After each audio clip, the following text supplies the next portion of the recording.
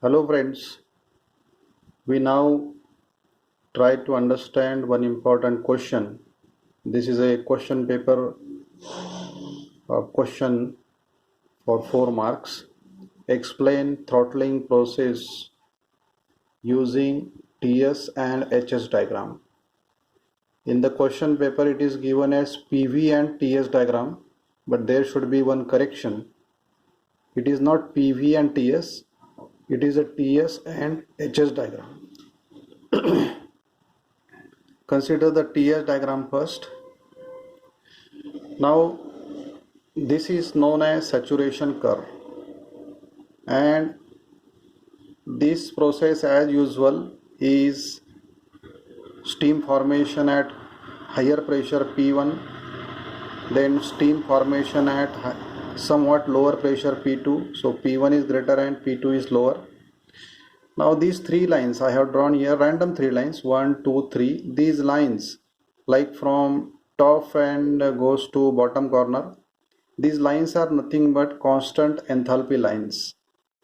Now any point on line P1, see here, two phase region, any point that is 1 meeting with point 2, this 1 to 2 process, it is coming on constant enthalpy line.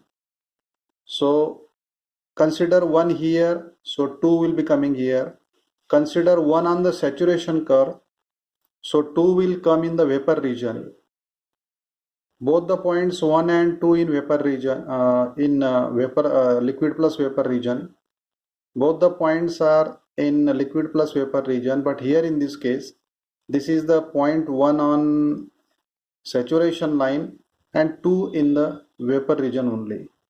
So we can say that 1 to 2 process is a constant enthalpy process, or it is also known as throttling process. Now consider the HS diagram. Very simple. This is the saturation curve, and I have drawn three lines here just for the reference, P1, P2 and P3 lines, where P1 is greater, P2 is intermediate pressure and P3 is lower pressure. Now this 1 is the beginning of throttling, constant enthalpy. See, this axis is enthalpy. So any horizontal line drawn, it is known as constant enthalpy or throttling process line. So 1 to 2, see, pressure drops from P1 to P2, but enthalpy at 1 and enthalpy at 2, that is constant. Again, enthalpy at 1 and 2 is constant because this is a horizontal line, but the pressure drops. Here also P2 to, see, pressure from P2 to P3. Again the line is horizontal. So in this way you can show one line, or you can show 2, 3 lines. Even one line can be sufficient in your answer. Here also only one line can be sufficient in your answer, but I have drawn more than one for your understanding. Now understand some of the silent features. See here, when the steam or any fluid means any gas, any vapor, any refrigerant gas that is passing through a orifice or small opening, then the process is known as what? Throttling. The steam passing through small orifice or small opening is known as what? Throttling process. Now what happens exactly in throttling process? Pressure of the steam drops from P1 to P2, that we have seen. See here, 1 on pressure P1 line, 2 on pressure P2 line, so pressure drops. Here also 1 on, 0.1 on pressure P1 line and 0.2 comes on P2 line, so pressure drops from P1 to P2. That is the first characteristic, very important. Pressure of the steam drops from P1 to P2. Second point, there is no work done during this process and there is no heat transfer during this process, that is W is equal to 0 and Q is equal to 0. There is no work done during the throttling process, no heat transfer during the throttling process. Third important point is this one, enthalpy before and after the process remains constant. That means this process is known as, throttling process is also known as constant enthalpy process because enthalpy before and after is constant. Say Point number 1, enthalpy is H1, H1 equal to H2. But H1 is what?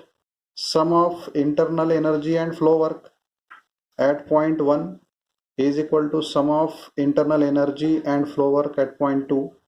So U1 plus P1 V1 is nothing but U2 plus P2 V2. This is our equation number 2. And another equation from the steam point of view is HF1, this is the enthalpy of liquid at point 1, plus X times HFG1, this is the enthalpy of two-phase region, liquid plus vapor, liquid plus steam or water plus steam. This is nothing but enthalpy of the liquid at point number 2 and X times enthalpy of the two-phase, that is water plus steam, equation number 3. Now see here, X1 is dryness fraction in the beginning of the steam, in the beginning of the process, throttling process, and X2 is the dryness fraction at the end of throttling process. Usually X2 is made equal to 1. So what is the meaning of throttling? During the throttling process, dryness fraction increases to the level of 1. So this equation will become, what it will become? HF2 plus HFG2. In that case, you can find out X1. Or if X1 is given, you can find out X2. But remember, X1 will be say 0.2. So X2 will be more than 0.2. If X1 is 0.5, X2 will be more than 0.5. Consider the TS diagram again.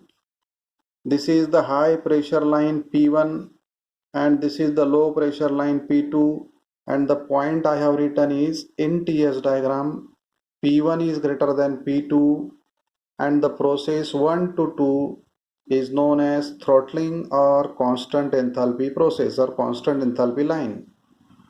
Now we consider the another diagram, that is HS diagram. This we know it well. This is known as a Mollier chart or Mollier diagram. And in this diagram again pressure P1 is greater than P2 and P2 greater than P3. So in HS diagram or Mollier diagram again P1 is greater than P2 and the process 1 to 2 is known as throttling process, or it is also known as constant enthalpy line or constant enthalpy process. Now from equation 3, I have already explained, this is equation in terms of X1 and X2. From equation 3, if X1 is given, X2 can be determined. If X2 is given as 1, then X1 can be determined. There are two purposes of this equation. If X1 is given, you can find out X2, and if X2 is given as 1, then you can find out X1. So this is very important equation. So friends, in the question paper it is given as PV and TS diagram to draw. That is a wrong statement in the question itself. We have to draw TS and HS diagram for the steam throttling process. So I hope friends you will get the benefits of this video. You listen to the video, see it carefully 2-3 times, and you can definitely have a better answer for this question. Thank you.